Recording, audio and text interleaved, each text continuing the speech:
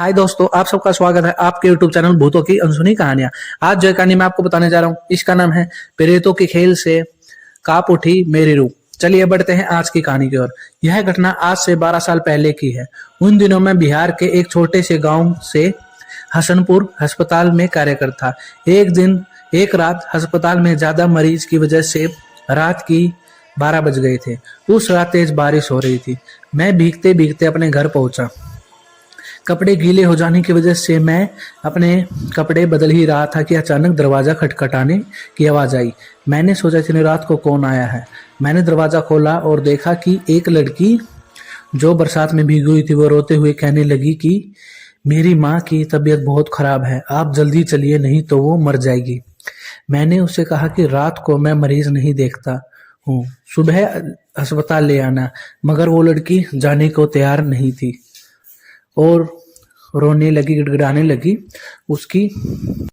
उसकी आवाज सुनकर मेरी पत्नी को उस लड़की पर दया आ गई और मुझे उसके साथ जाने को कहा। मैंने ही मन परेशान होते हुए बाहर आया और अपनी जीप निकाली। सुनसान रास्ते से होते हुए वो लड़की मुझे 5 से 7 किलोमीटर दूर एक दूसरे गांव में ले गई। मैंने सोचा कि ये लड़की इतनी रात को मेरे यहाँ कैसे पहुंची, लेकिन मैंने इसे इन बातों की तरफ ध्यान न देते हुए एक मकान में पहुंचे और वहां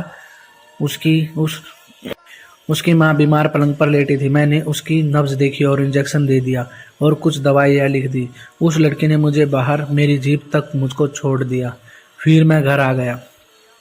अगली सुबह जब मैं अस्पताल के लिए जाने लगा तो सोचा कि रात वाले मरीज से मिलता जाऊं। थोड़ा सा चक्कर ही पड़ेगा रास्ते में जाने को, यह सोचकर मैं वहां से गांव पहुंचा। मैं रात को जिस मकान में गया वो उस जगह पर मुझे नहीं दिखा। मुझे उस जगह पर खंडर नजर आ रहा था। तो मैं गांव के लोगों से पूछने लगा कि यहाँ एक घर और परिवार रहता था। तो लोगों ने हैरानी से देखते हुए कहा कि यहाँ ऐसा कोई घर नहीं है। यह सुनकर मेरे रोंगटे खड़े हो गए। मैं सोचने लगा कि रात को जो मेरे साथ हुआ वो क्या था। वहाँ के लोगों ने बताया ये प्रेत लीला है जो हर साल किसी न किसी इंसान के साथ होती है। यह तो गनीमत है कि आप जिंदा बचाए, वरना आत्मा आपको जिंदा नहीं छोड़ती। मैं हालांकि भूतों प्रेतों में ज़्यादा विश्वास नहीं करता। जब गांव वालों के साथ उस खंडर में पहुंचा तो उस खंडर के बाहर मेरी जीप के पहिए के निशान थे और वो इंजेक्शन दवा भी वही पड़ी थी। मैंने बिना लोगों से और बातें किए फिर से घर लौट आया और घर वालों को सारी बात बताई।